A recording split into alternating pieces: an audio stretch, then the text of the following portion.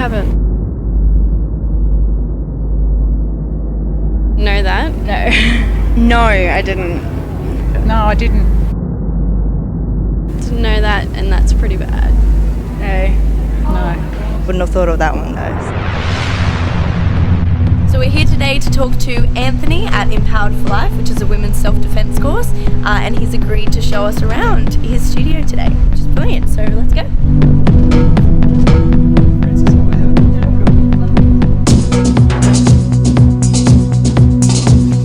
Okay, firstly, thank you for letting us interview you today and coming to your beautiful studio. I actually firstly wanted to ask you what inspired you to start this course. I started this course with my mother that actually got me to start this course, from my policing. My mum wanted me to do something with all the skills that I've learned. A lot of women have been attacked, unfortunately, so the statistics are horrendous. And myself being attacked as well when I was younger, and my sister as well several times. The first story, she was 15 and she'd been out at night, and she looked a bit older, and she was walking home along Pittwater Road in Manly, which is a main thoroughfare, and she'd been to the cab rank and it was full, so she was walking up the road to get a cab, and these three guys had pulled up in a car and jumped out to grab her, and one guy's come up to her and she's thumped him. She actually had a broken arm, so her initial response was to whack him with it. He's gone down. Next guy's grabbed her from behind. She's elbowed him.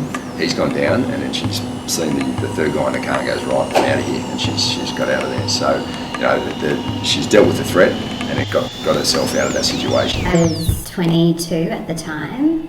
I had just broken up with someone who I'd been in a relationship with for 6 months. I was naive enough to meet up with him for a dinner that he had planned. This was for him maybe a reconciliation of our relationship. But for me, I was wanting just to have a friendship. We were drinking and he started to get a bit more intoxicated. I was low on money. I said, I've got to get home tonight. I've got to go now and I can't keep drinking. And he was like, no, I'll give you money to catch a cab home, stay and keep drinking. A couple of hours later, we were leaving. He said, I'll get out of the cab and then I'll give you money to keep going home. So we got in the cab and then he pulled up outside of a hotel. And I was like, what are we doing here? And he said, I've booked a hotel for the night. I was obviously like, no, I don't, I want to go home. And so I started to get quite aggressive just by saying, I just want my fucking money, just give me the money, I just want to go home. And then he got out of the cab and I reached for his wallet to get the money that he said he would give me out. And then before I knew it, I'd been hit in the face a couple of times, and like literally in a blink, I was on the ground getting kicked. I was completely defenseless, like I had no idea that this was going to happen to me.